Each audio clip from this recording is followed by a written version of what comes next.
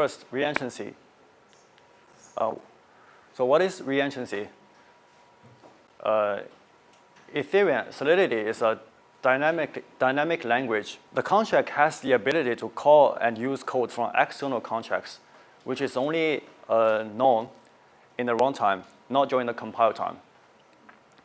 These contracts can typically manipulate Ether and often sending Ether to various external user addresses.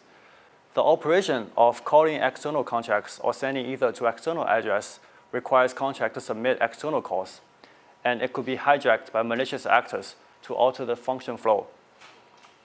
For example, a fallback function forces the contract to execute further code, including a call to itself, so that the code can be repeatedly called again and again, and that's the source of reentrancy. This type of vulnerability was exploited in the famous DAO hack.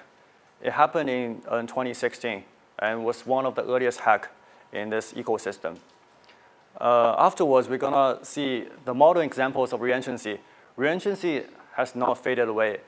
There are other complex Ethereum standards, such as ERC 1155, that support the callback feature, or the ERC 721, which is an NFT one, also supports own call, own receive kind of thing.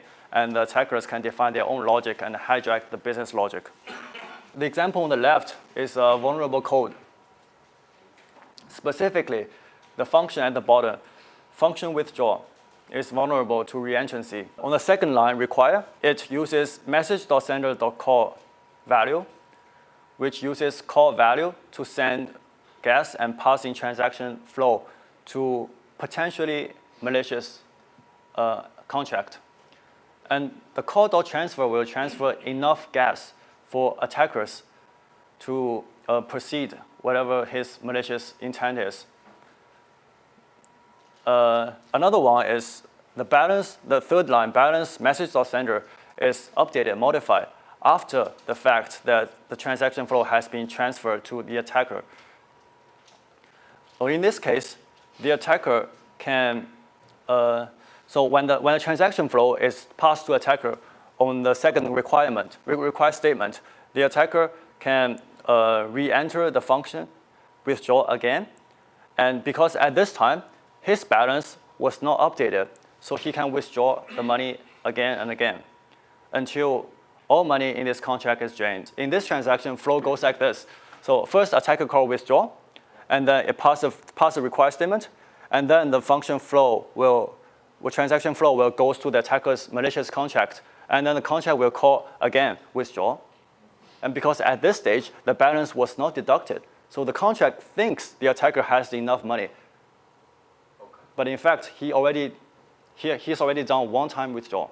So this is a proof of concept how to attack this contract. This is the same contract we saw before. It's vulnerable. And this is attacker's contract. First, attackers, they import this reentrance to get symbols. And then it get Ether, so it means it deposits, right? It has to have some balance first, so it deposits some money to this contract. The main attack function is function called attack. It will withdraw. It will call the withdraw function here. And when this function flow goes back to the attacker, called .value, it goes to the fallback function, public payable fallback function. So this function right here will call the withdraw again. And it's in the case if the remaining balance is more than 1 Ether, because it wants to get all the money from this contract, right? So when this instance withdraw was called again, then it'll go back to the fallback over and over again, and it'll call back just like that until the balance is less than 1 Ether. A fallback function is a function that has no name, and it's payable, so it means that it can accept Ether. In this case, the victim contract sends Ether to attacker's contract. It means it's accepting Ether. And because it's called .value, it will invoke the fallback function automatically. It's recommended to audit the contract because inexperienced developers can make mistakes many ways. And this is not the only way that reentrancy can occur. Yeah. Also, we use formal verification.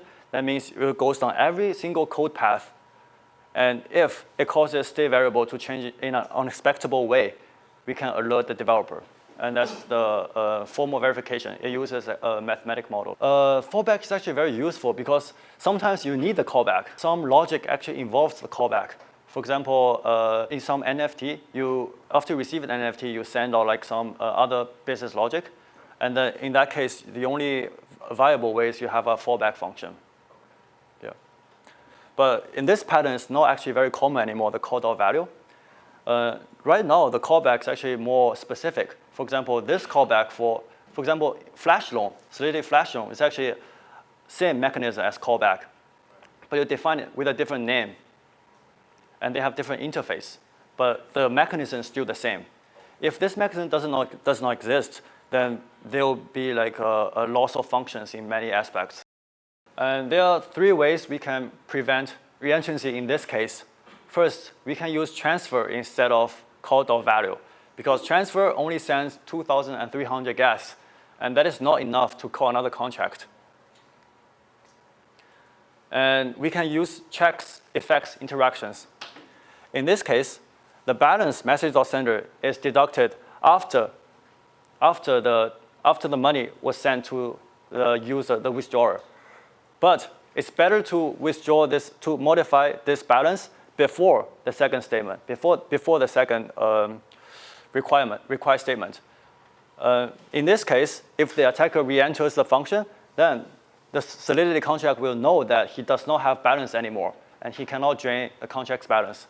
So that is the checks, effect, interactions. To put it more generally, we have to ensure that state variable changes occur before ether is sent. And it's the officially recommended model by Solidity community. And then the third one is use mutex. OpenZeppelin actually has a reentrancy guard template. You can use it to have a mutex built into your contract. For example, in this one, you can have a state variable here and says if the contract is in execution or not. When the contract is in execution, we can lock this contract to prevent re-entrant calls. And just, it is kind of abstract, but I'm going to give an example. For example, we can put a we can put a uint flag equals 1. And if the contract is locked, then we put it to 0. And when the flag is 0, we cannot proceed. So that means this will prevent attacker from calling back to the contract.